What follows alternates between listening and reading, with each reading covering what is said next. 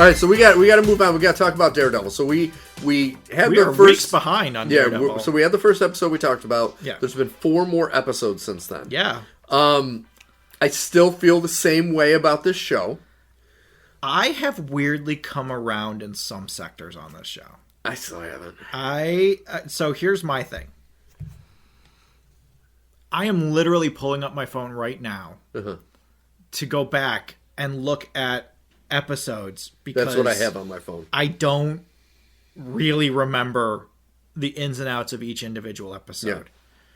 That's not good. That isn't good. You want to have some kind of tentpole moment where you're like, I remember this. Like when we were talking about Andor Season 2, we remembered, good or bad, every episode that we watched and what was in them.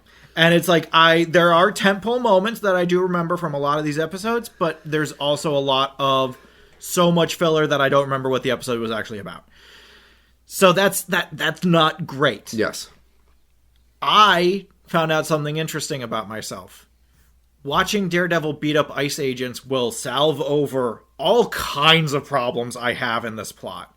You tired about Daredevil's stupid psychologist ex-girlfriend? Don't worry, Daredevil's going to beat the shit out of some ICE guys. You are frustrated about the whole thing with Josie's and how there's no other superheroes in this story? Don't worry, Daredevil's going to beat the shit out of some ICE guys. Are you annoyed that this court scene is kind of hackneyed and not up to the standards of the court scenes that we've had previously? Don't worry, Dee's about to just fucking flip out on ICE.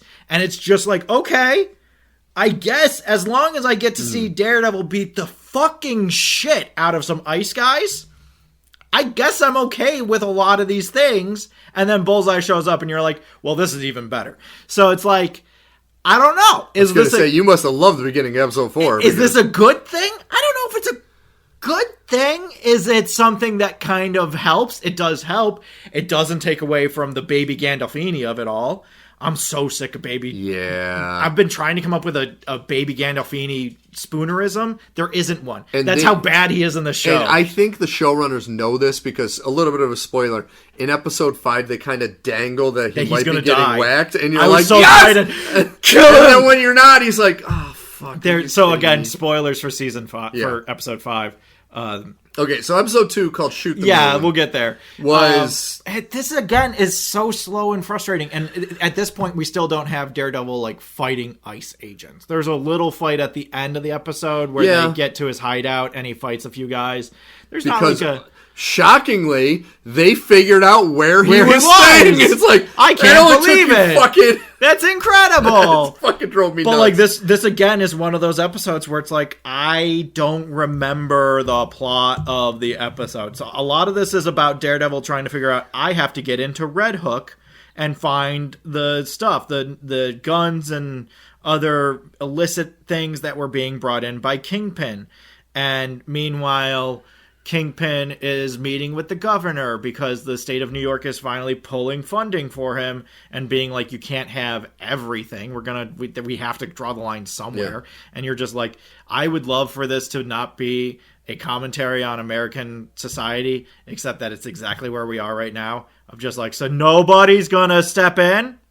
Well, that's what this episode really was. I mean, I think the tentpole scene in this is when the girl, what's her name? Angela Del Toro, who is the niece of the guy that was the White Tiger. Her and her aunt are shopping. They see something. ICE shows up. Yeah. Starts arresting people like they're doing in real life. Yeah. And that was like the tentpole scene because it shows her finding the amulet. And like, okay, so this is lining up that they're pretty much setting up that this facility Daredevil has to get into is also an ICE detention center. Yeah.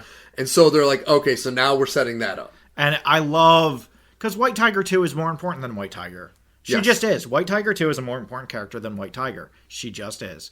And I love where they're going with this. I do like it. Yeah. They've done nothing but fuck up. They've done nothing. Making the young girls into the superheroes so far. Not only that, they've also not done her any favors in terms of giving her anything interesting to do. Yeah. She just kind of shows up and has stuff and then like you find out later on she slashed someone's tires. Yeah. Or she found a way for them to get walkie-talkies. Or she grabbed a gun off of somebody at one point. And it's just like, okay, can I see her do any of this stuff as a superhero? Not really. Okay. I give them a little bit of a pass because she just put the amulet on. She just is getting it. I could give she hasn't been doing this for a while. But I agree with you. I like where they're going. Yeah. I'm expecting them to fuck it up like they did with Echo and fucking Miss Marvel and Kate Bishop and so many They've others. done nothing but fuck it up. So, even Yelena has been a mixed bag at best. Exactly. Yelena's great for the circumstances she's in. The people she's around her by, she's way better than most of them. That doesn't mean that she's great. It just means that the truckload of shit they've surrounded her with. And we got to throw in Ironheart, which no one even remembers anymore. I because didn't it even was remember so that it was bad. a thing, yeah. I still have to watch that because I love the Hood as a character. The Hood is one of my favorite characters. I've heard that they fucked it up. I've heard that this is why I haven't watched it. The Hood is a magic character, and I know that Mephisto's in it, played by Borat, which is like, why? Yeah, it's fucking dumb. But like at the same time, I'm like, can you not fuck up the Hood? I would love if you didn't fuck up the Hood. The other big storyline with this is that because baby Gandolfini has to have like 20 minutes of showtime. The two parts of this show that at this point need to be cut off like gangrenous limbs are the ex-psychologist and baby Gandolfini. With BB. Because they the fucked stuff up with BB could get interesting if they go anywhere with it, but under its current system, it cannot go anywhere. The thing is, I think they've already fucked it up too much. Yeah. So, like, if it's they close. you're right, though. Those two things, especially the fucking side, at least the baby Gandolfini, you could say plays some part. The therapist plays no fucking Why is part. she here? I don't Why get do we it. care? And she spends so much time in episode 2 and 3. Granted, by 4 and 5, she's out, right? Yeah. There's no scenes of her in 4 or 5. But, like, in 2 and 3... she is such a staple character at those moments, and I'm just like Vanessa trying to hook her when up with she Fisk's and Vanessa, bodyguard. and then we have to sit through the date with fucking Buck, and I'm just like, this sucks, man. Dude, it was and then terrible. Daredevil beats up a bunch of ice guys, and you're like, oh, I forgot about all the shit parts of this episode. See, and that's the thing is I can't forget about it. It's so bad. Yeah, no, that when we sat down with her and Buck, I was like, these are two characters I don't care about, who have no bearing on the original Daredevil series, and were replacement for actual interesting characters in that series. And it's like what they're ruining with Buck is the thing I liked about him was you didn't know anything about him. Yeah. Keep it that way. Yeah. Keep him this mystery. No, we're but not. now we're learning about his likes and his dislikes and learning about a backstory. It's Yeah. like, no, I don't want to fucking know anything about him. And he is this shady character that works for Fisk and you know is the most deadly character in the show. You know when he sets his eyes on you to be afraid. Yes! And like I think that would have changed the whole Gandolfini moment. Yeah. So much if we didn't know that he had said, well, he's kind of growing on me, and he kind of has a like for Gandolfini, and you're like, no! If I didn't know that, and he was in the car with him, that scene would have been 1,000 times more stressful. We're gonna get to it. The baby Gandolfini stuff sucks, Oh, though, it's man. fucking terrible. It's all so bad. The only important thing here is that it's revealed that the person doing the Kingpin rubber mask in the shadows is BB. Yeah. Doing the But actual I reporting. honestly could have told you that. Like, we all knew I it was could've coming. fucking We all told knew you it was that, yeah. coming, which is why it wasn't shocking that it happened in episode 2. I was surprised that they were revealing it until it was revealed to be BB, and then I was like, well, you have to reveal it at this point, because otherwise it's going to be amped up and amped up and amped up, and then there's going to be this reveal that nobody cares about. Yeah. And everybody could have predicted. So, but all of this is more going into this bucket of, hey, look how dumb this pseudo-Trump organization is, where you have the head of communications just leaving stuff on his laptop and sending it to the news and all these other stupid things. Oh, you're so dumb. And I'm just like, every time I have to watch baby Gandolfini in the show, it's like I'm being hooked up to the machine in the pit of despair. And years of my life are being sucked out of me. And he is, like you said, he's such a major part of this He's such season. an enormous And part I of the hate series, that. and I don't know why. Yeah. I do not know. I know he's an up-and-coming actor. I know Marvel's excited to have him. I don't know why they went all in on him, and it doesn't work anywhere. It doesn't work at all. I gotta say, his role in this, more than anything in recent memory, just reeks of Nepo Baby. Yeah. It's like, I totally understand who your father was and that he has passed away and you're trying to get into it. But it's like, dude. He's not as good an actor as his dad. No, you're not even close. He's not even remotely close. No. He's not there yet. And it's so frustrating to have him be such a central focus. Yes. And like, there's, again, if you're doing the whole Trump thing, there's an element of, He is a stand-in for the various MAGA teenagers who don't know any of Trump's actual views on anything. They just think he's funny and interesting, and so they just love him for being Trump. And they don't care about any of his politics. He's a stand-in for those people of like, be careful what you're getting involved in. And it's just like, okay, again, another Trumpism in this show that is littered with Trumpisms. And I know what I'm saying when I say I'm excited to watch Daredevil beat up ICE agents. But at the same time, that can't be the entire show, right? Like, there has to be something else to the show besides being a Trump metaphor. But that's my big problem, is that this whole thing is so blatantly a Trump metaphor. It's only a Trump metaphor. Like, blatantly. Yeah. And there is, I can't find anything else here besides Trump metaphor. And so episode 3 is all about scales and the sword, the lack of justice, because swordsmen who, again, this is a weird dichotomy. Swordsman has been extradited to this mystery location. Yep. And he isn't allowed to see his lawyer until like the morning of the trial. And they apparently don't have to submit anything for discovery or anything. And okay, I guess. The crime he's being accused of, he is guilty of. Yeah. Like, we're all supposed to be sitting here being like, this is a deep injustice. This is Trump. I mean, Kingpin using his power against his enemies. But y'all know he is the swordsman, though, right? Like, y'all know he did do the thing he's being accused of, though, right? Like, is it unfair and unjust? Absolutely.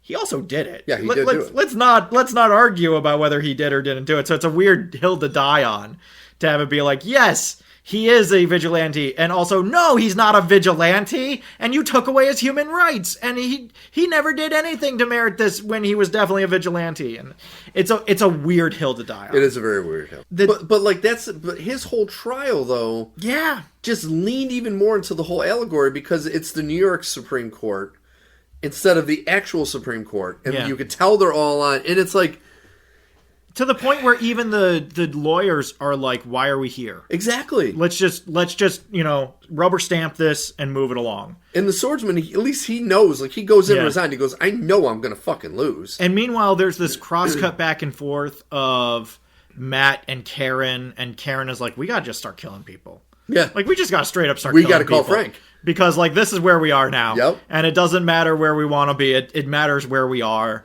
And we can't just wait for this broken system to fix itself. And then you have Matt being like, no, the system's broken, but it's the only one we have, and we gotta wait for it to work. And even if it's not perfect, it's the only one we have. Cross-cut with this entire destruction of justice. And then you also, meanwhile, at the same time, have the governor of New York basically going to Fisk and being like, you're cut off. And it's like there is an element of, here's Fisk's corruption doing its job. And here's the governor saying, we're not going to let you do this. And here's Matt saying, we just have to have faith in the system, that even if one thing is bad, the system itself will work. And you're like, okay. Yeah. But, like, I kind of end up on Karen's side a little bit about this. I kind of end up being like, this is a great way to die. I think that there's a middle ground here where we can hope that the system works, but also defend ourselves. Like, I can't watch the injustice happen and not feel like we have to be able to fight back against it. So it's like, I don't know. Again, there's only Trump allegory, and then interspersed with this are the psychologist talking about how she's okay with living in fear because the other attorney doesn't know what it was like to deal with one of these vigilantes. She's never met one in person or been handcuffed by one. And you're just like, you got saved by the vigilante. He literally fucking saved your life. He flew in through the window and saved your life. What are you talking about? And she's just living in fear and justifying all this stuff, and you're meant to hate her. And it's just so like, dumb. The problem is that the writing is so trite. Yeah. It's so exactly what it is, and there's no, like, there's no good writing to it. It is Matt giving another impassioned speech about how this is the system, and it's not perfect, and it's not great, but it's the system, and we have to have faith that the system will work. And it's like, I've heard him give this speech every season. Yeah. And that's fine, but we haven't had this as the backdrop of every season. Yep. And so it just comes off as a little disingenuous of like, Matt, my dude, politely, you gotta know that there's a line, right? There comes a point where you need to turn into Batman. You can't just just keep on saying, like, no, it'll work itself out. And then he goes off and beats up ICE agents, and you're like, okay, cool. He beat up a fuck ton of ICE agents. The moment he whips, like, full-ass bars of rebar into human beings, I'm like, this is what we came here for. Thank you. I've been waiting for this moment. There are so many cartoons and comic book panels of superheroes fighting back against ICE that have come out this year for very obvious reasons. Yep. I have been waiting for any major superhero group to actually stand up in canon against an ICE-type contingent, and we're getting it here, and God help me, I love it. I rewatched it 3 times. It made me so happy. It is pretty awesome. To just be like, how's it feel when someone uses the same rules that you're applying by against you? Yes. I don't think you're going to enjoy it when it happens to you. I agree. And that made it for me. So there was a scene I did enjoy in this episode, and it's when Matt goes, as Daredevil, goes to visit McDuffie and has her close her eyes and like walk him through. That was good. That was really well done.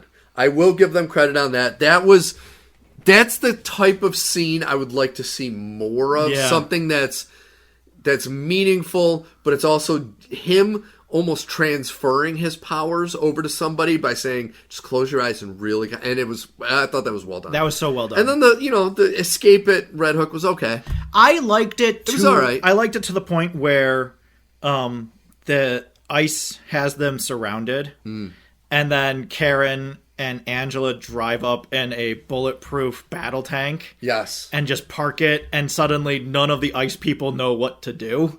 And it turns into this whole, like... Karen starts shooting people. And then Karen starts shooting people, and Daredevil's like, whoa! Yep. And I'm like, no, Karen's right. I gotta tell you, Karen is 100% right on this. There's no doubt in my mind who's right and who's wrong. It's Karen. 1,000%.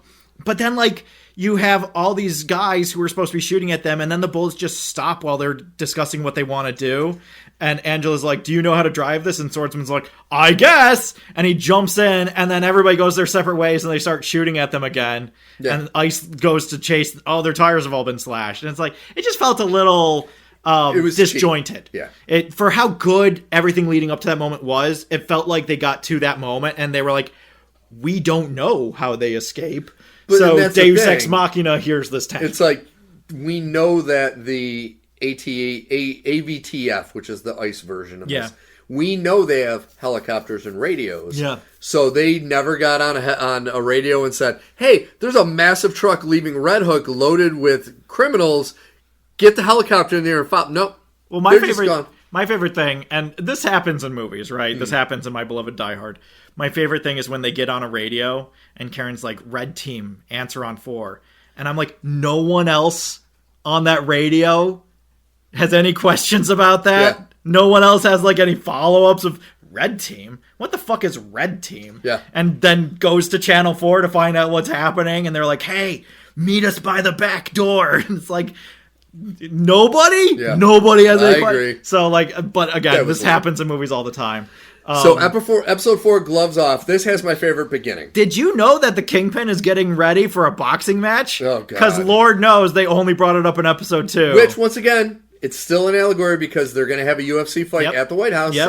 Same thing. But the beginning with Deadshot or Bullseye, essentially Deadshot. Yeah, essentially. When Bullseye lures the AVTF agents to the diner and just takes them out. See, this was why when that trailer for Punisher dropped, I was like, what the fuck? What do you mean one last kill? What the fuck does that mean?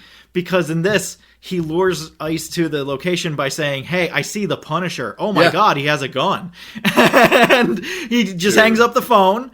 And it's just like, I've always loved this version of Bullseye in Season 3. Season 1 of BA, less so, but Season 3, he's so good. Yeah. I find myself often jokingly arguing what happened to Lester, because anybody who doesn't know, Lester was the name Bullseye gave everybody. It wasn't his actual name. Nobody knows who Bullseye is, but everybody just knew him as Lester. And so every time I see him, I'm like, so where's Lester? Yeah, what happened to Because Lester? He's not quite Bullseye. He's almost Bullseye, but he's not quite Bullseye. Yeah. And this got us closer. This definitely got us closer. And what I loved about the beginning is they show him like in his day-to-day routine where he's like feeding a cat or his neighbor's cat. And he's reformed in a way where he only wants to kill Fisk in the fucking He's like, I'm a good guy now. I'm a good guy, but I'm going to kill the AVTF and Fisk. Those are the only people I kill. So I'm a good guy. We're on the same side. And he kills a lot of them. Oh my god. Dude, that opening scene was amazing. I got so scared when he walks over and he sees the dog. And he's like, dogs and diners are unhygienic. I was like, don't fucking ruin this, man. Ben, don't fucking ruin this, dude. Like, let's go. Dude. And he goes, and it's fine. So good. But like, I love that moment. I love that beginning of the episode. I love when he shows up and he's just like, what's good here? And the waitress is like, I don't know, milkshakes? And gives him a milkshake. Has one of my favorite moments that I've seen where I'm like, oh, you guys didn't do production on this for shit. Which is that she's making him a milkshake. And you know, you've seen milkshakes when they're being made. She goes and she takes the cup off of the milkshake maker and there's nothing there. Yeah. And I'm just like, so... way to go, guys. You blew it. But, like, it's fine. It's fine. It's a production thing. It's not a big deal. We could have fixed it with CGI, but who cares? That would have been the funniest CGI, Bill, is CGI milkshake on the milkshake maker to make it look real. No, I love the beginning of this episode. Oh, it's so great. I love just the weird psychology of Bullseye, because this version of Bullseye has always had a fucked up psychology.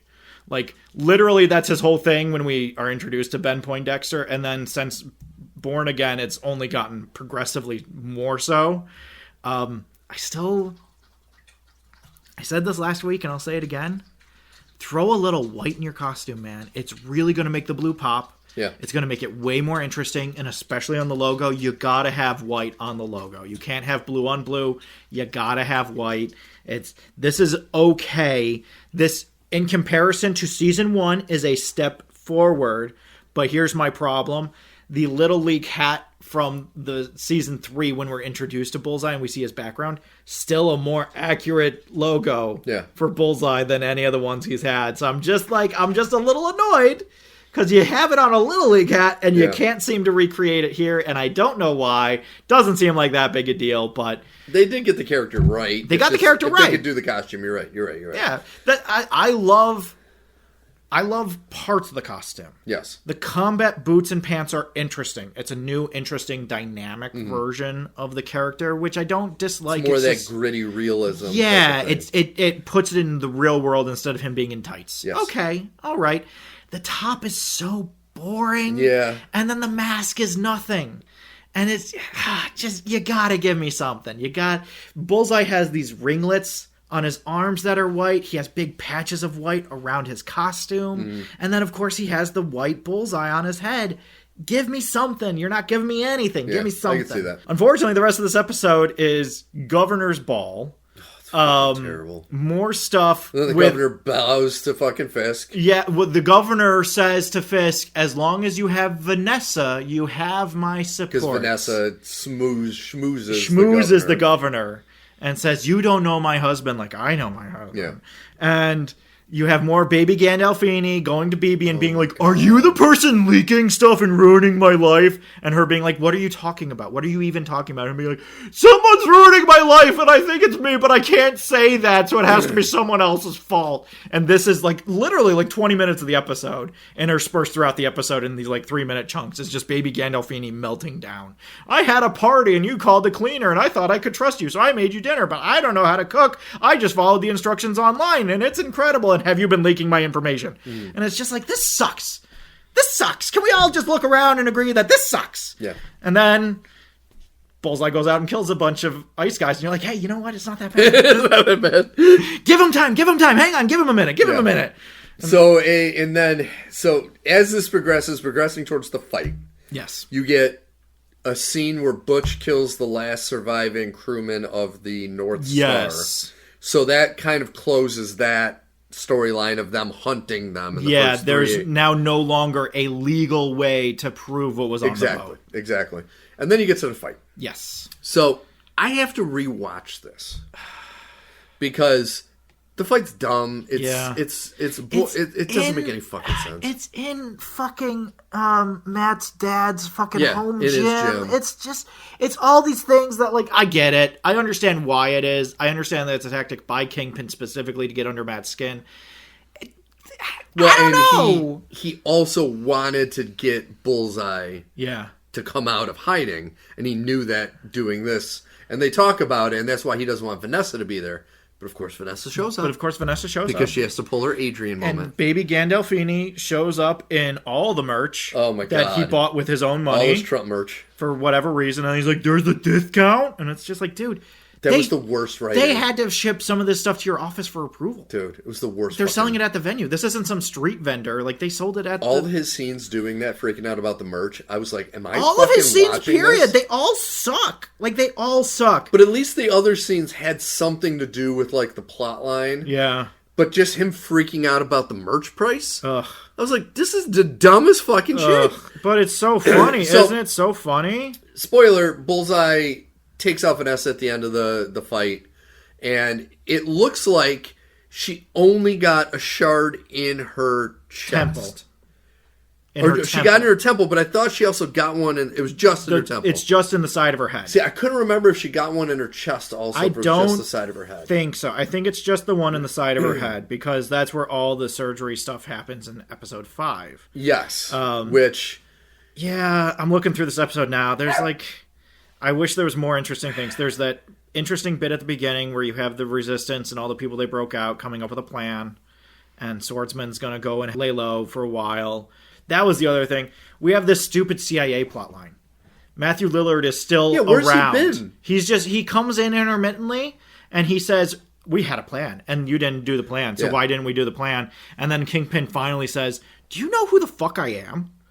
Why the fuck do you think you can talk to me this way? And I wish they would have done more with that. Yeah. Because it was still kind of like a whiny Kingpin. Instead of him just like... I wanted him to like stand up and walk over to Lillard and have that physically imposing body and say, don't you fucking know who I am? He has Buck shoot his men instead. Yes! And it's just like, okay... Kingpin would have got up and broken their fucking skulls with his hands. I wanted him...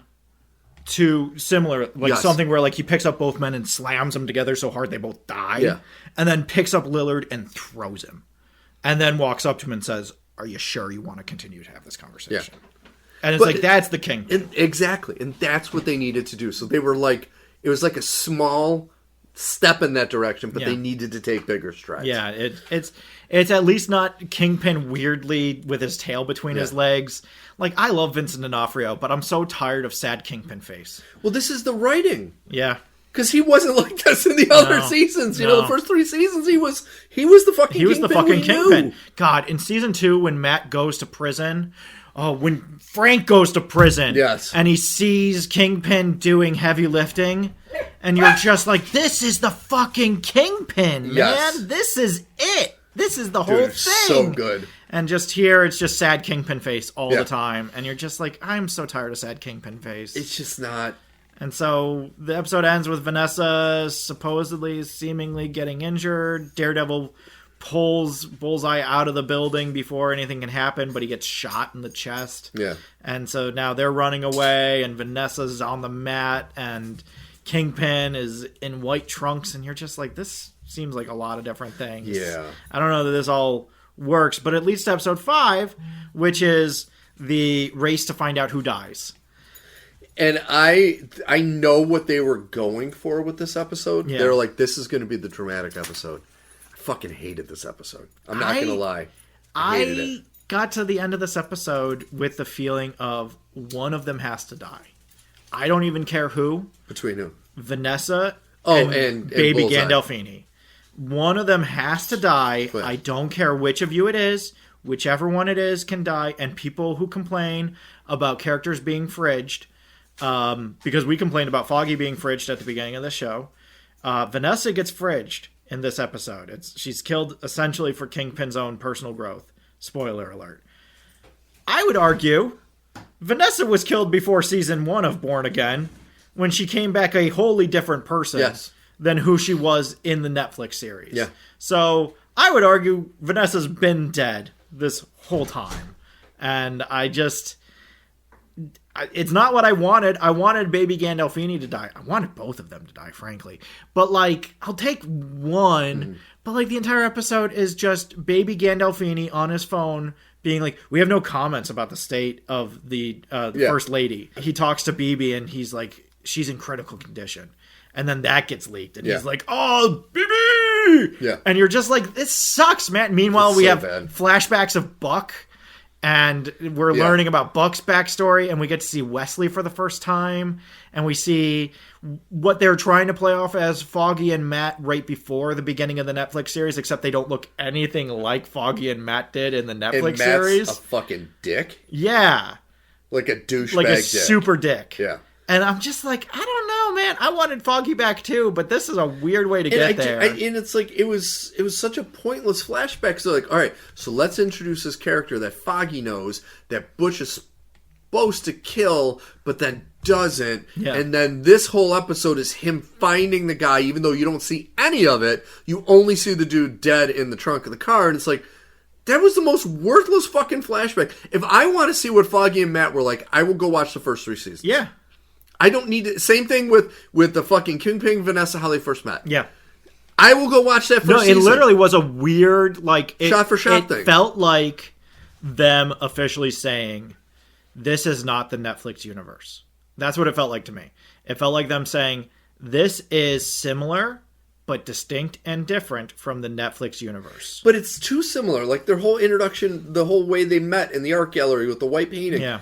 That's exactly... That's what I'm saying, is that it's supposed to feel the same, but it's different. It's so fucking stupid. It feels like them saying it is different. It's the same, but it's fucking dumb. The difference between 21 and 22. Yeah. This is Universe 21. This is Universe 22. They're essentially the same, except for some very minor but important changes that will be the reason why things happen in Netflix shows that didn't happen here, or why they would happen in the Disney show that never would have happened in the Netflix show. It's they're not the same. They're very similar, but they're not exactly the same. That's what I came away from this with. A thing that really pissed me off in this episode, and I know I'm super negative, but I can't help myself. They did a lot of zoom-ins, dramatic zoom-ins of the side of Kingpin's face, and you see that stupid fucking scar from when he supposedly got a shot in the head. Yeah. Got shot in the eye. Shot in the eye. Shot in the fucking eye, and he's got a little scar on the side of his head. I'm like, dude. Does anybody remember that the Kingpin technically has a robotic eye? Yeah. Does anybody remember that? Nobody wants. Okay. It's fucking insane. It's not going to come up in the plot anytime? No. Okay. Interesting. Fucking insane. Could be something interesting to do, but I guess not. Somebody had a good fan theory that Kingpin actually ended up killing Vanessa because when she was saying she wanted pineapple juice and he said it makes your lips tingle, typically that's a sign of an allergy. Yeah. But then he forced her to get the pineapple juice because she really wanted it. And maybe that reaction... He didn't force her. He allowed her to have He allowed her, but like he was forceful towards the people to get her. Go get her this thing, yeah. So the ending, I know they would never do this, but when she died, the real Kingpin would have killed everyone in that room. Yeah. With his bare hands. Yeah. Or at least the doctor he met who was like screaming. Yeah. He would have killed every fucking person in that room. Yeah. And I'm watching that like, okay, here we go. This is the Kingpin moment. No, he's just a sad man. It's just sad Kingpin face again. He's doing the Darth Vader, no! That's what his reactions are. It's like, no! Yeah. Kingpin would not react like that. He would fucking kill all of them! He would go someplace where there would be a group of men specifically there just for him to kick the shit out of. Yes! At the very least. There is violence involved. Every time there's violence involved. And it's just like, man, you remember when a cartoon got Kingpin right and this show didn't? Yeah. Like, that's the thing that bothers me, is that Into the Spider-Verse, with its various limitations, got Kingpin right. And you guys aren't. And it's mind-blowing to me that you guys are just fucking this up. It's incredible. I don't hate this show. I think it's a little better than Season 1. But it still suffers from all the same problems as Season 1. Where are all the other superheroes? If vigilantism is such a big problem, why are there no other vigilantes anywhere else in the show? When the writing gets bad, it gets really bad. There's a Naruto Season 1 level of filler. Of like, here's this character you don't care about who's not important to the plot, which we know because they disappear for entire episodes at a time, but they are going to take up 5 minutes of this episode for whatever reason. Yeah. And to make you hate them, to be a metaphor for something, I don't know. But they take up a lot of real estate, and you end up just being like, man, I would love if there was some more superhero in the superhero show I'm watching. But that's been Marvel for 20 years now. It's just like, man, I would love if there was actually superhero stuff in this superhero show. But they can't even get themselves to make costumes before the end of a season. And I'll be honest, I don't foresee me ever enjoying this version of the show if this was the first time Daredevil was put onto film. Yeah. Like, if this is our introduction to this character on TV and film, I would feel different. Yeah. I would probably like it. I would have issues still, but I would like it. It is impossible to separate from the first 3 seasons. Nor should we. It has not been that long. No. And same actors. Yep. Everything's like you're saying. It could be like it's trying to skew slightly different. It's too many similarities to not do a direct comparison. Yeah. And this is incredibly superior to those 3 seasons. And I know we bashed this to death. People are probably sick of us calling back to them, but you can't forget those seasons. No, it's a huge inferiority to what we had on Netflix. And even if it is like parallel to, it's not the same. I still have this as a proof of concept. Yes. I cannot. You yourself are saying this is the spiritual successor to the proof of concept. Then it has to live up to the proof of concept. Yes, exactly. You can't have it be a different thing that is also very similar but not quite the same as this other thing. And that's what bothers me about it. I realized a fast and easy way to make this show way more interesting, fix a ton of the problems that it has, and allow for us to explore more interesting concepts without losing any of the headwind that we have on various things. And you can still have full characters just written out of the show for no reason without killing them. Have that opening moment where it's Foggy and Matt and Karen walking out of Nelson and Murdoch, and they're doing their thing. Instead of having it be at night, have it be in the middle of the day, and they're going to Josie's after a long day, and then Foggy blows away in the wind. And then Karen blows away in the wind. And Matt looks around, and people are just going. Yeah. And now the entire show takes place in the 5 years during the snap. And that's why things are happening. And that's why Kingpin is mayor. And that's why we have to deal with some of these dumb characters we don't care about. And that's why emergency powers are in effect. And that's why no other superheroes are showing up. It's a perfect fix. Yep. And you still get to do all the stupid bullshit. Foggy is still gone. Karen is still written out of season 1. You can still have Bullseye be a large player in the story. You can have the whole argument of why Frank didn't get snapped when everybody else did. You can have Echo come back and we can actually do her story as a thing within Daredevil's story, which is where she was introduced in the first place. It allows for all these things. But you didn't do that! Yeah. And that will give you your explanation of why there's no Spider-Man, why there's no of these other superheroes. Exactly! And you could even have, because Hawkeye has a connection in New York City, you could have him come in as the Ronin to take, and he could be like the Punisher character of this show. He comes in as one of the characters that Matt runs into, and he's like, what's going on? And then he realizes, oh my god, this is Hawkeye, the Avenger. Yeah. And it's just like, there are so many interesting things you could do. I agree. That's a great idea. And it allows for 5 full seasons. You're going to take up 5 full seasons? Yeah. Like, you have 5 years to figure it out. If you want to do time jumps in there, you have time to do time jumps. It figures everything out for you. It sets everything up. And it allows all of us who have been complaining for years to have a moment where we can actually watch what happened during the snap. In the single most important, influential point in the Marvel Universe, New York City. Yeah. It would be so fucking cool. But no, we didn't do that. Marvel, hire me. I can fix this for you. No. I have a document right now called Spider-Man Tangled Web, which is just about fixing the MCU Spider-Man. That's all it is. It's just, here's how we fix the MCU Spider-Man. See, I don't think it's possible. I have some ideas. Because right now, so let's look at the MCU as a person. That person has been poisoned. Mm-hmm. But then they have a bunch of little cuts on them. So what you're saying, we'll put Band-Aids on the cuts, but the poison is still festering. Yeah. So, and the poison is Kevin Feige and the Disney hierarchy. In this metaphor, I am the penicillin that's being introduced to fight the poison of Kevin Feige. And deeper in the metaphor, the way that we save Spider-Man is with a full liver transplant. Because there's no saving Spider-Man in his current condition. But yeah. We're going to have to take parts out of him and work around with what we have. And he's not going to be the same, but we're going to use that for the character's development. Because if you're going to spend 5 fucking years doing an origin story when there weren't supposed to be any origin story in the entire line, but you spent 5 fucking movies? You spent 5 fucking movies doing his origin story. We might as well actually be done with the origin story and move on to what's important. I agree. And I would have, and I bet you money straight up right now, I would bet $200. I would have J. Jonah Jameson hire Matt Gargan and turn him into the Scorpion.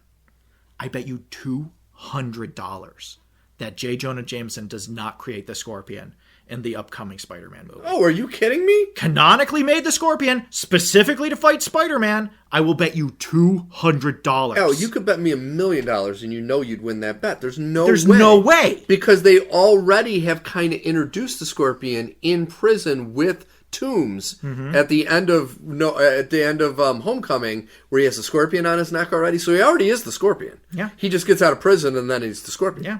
I'm just telling you, dirty cop gets thrown off the force, turns into a PI, works with Jameson, ends up not being able to make ends meet, starts doing small business odd crime jobs on the side, gets arrested, hates Spider-Man, gets out of jail, meets up with Jameson, who says, "You hate Spider-Man, and I hate Spider-Man, and I just met this geneticist. I got a crazy plan. How would you like to no longer have to deal with the stupidity of humanity?" Just saying. You could do some cool ass shit. Introduce Mary Jane Watson as actually Mary Jane Watson. I don't know. Could be fun. I would be shocked if Jameson is even in this He's not going to... This is my point entirely. There's no way he's going to be in this movie. Even for a little cameo like he had at the end of No Way Home. No, not a chance. Peter Parker Spider-Man. Not a chance. Never going to happen. Never going to happen. Because I'll be honest, I think they lost J.K. Simmons. I don't think he wants to do it. I know that he was not happy about this particular version of the character. There was no better characterization of a character in any fucking comic book movie than J. Jonah Jameson in the Sam Raimi Spider-Man movies. He was fucking perfect. Yep. That first movie, I started crying almost because I grew up loving J. Jonah Jameson, and he was fucking perfect. He looked the part. He acted the part. He had the right job. Everything was correct. I was so fucking mad when I saw what they did to him and turned him into fucking, what's his nuts, InfoWars guy, Alex Jones. I'm like, no! That's not J. Jonah fucking Jameson! Ironically, I think that's part of the reason why I don't think J.K. Simmons would come back. He liked the flat top. Yes! And they got rid of the flat top. Because he knew the fucking character. Yeah, he wanted the high and tight, and they got rid of the high and tight. He was so perfect. He was perfect. God, he was fucking You got it in one, and you fucked it up. I'm just saying. I also have... the actual Lizard storyline, and I say actual because I want to do Martha and Billy Connors. I want to do the storyline where the Lizard may or may not almost eat his son. Yeah, that's the storyline I want. That'd be a fun story. That sounds like a Disney story. We could do some fun shit. If you let us do some fun shit, we could do some fun shit. But you won't let us. No. So, well, and as long as Sony has the rights to all those side characters, they're just going to keep fucking it up anyway. No, it's gonna be all right, folks. Well, that was a joyful end to Nerdpod Generations episode 189. Really hope you appreciate it. Next week, the big 190. I don't know what the hell we're going to talk about, but hey. Zootopia 2. Oh, yeah, probably Zootopia 2 and Daredevil episode 6. So yeah, we have some stuff to talk about. So Nerdpod Generations episode 189 is in the books. Make sure you go to nerdpodgen.com and check us out. Al, who does our artwork and our music? Our art is by Kortney Howell. Our music is by Brendan Williams and James Connolly. I am Alfred Judson. And I'm Steve Taylor. I like that we got one more tangent on out the door. Yeah, it's like handing a cookie out to someone as they leave the shop. That was nice. Yeah. Until next week, friends and enemies. We'll be... I was going to make a furry joke, but I don't have the guts to do that on the internet. We'll fucking be here. It's late. We're tired. Have a good week, friends and enemies.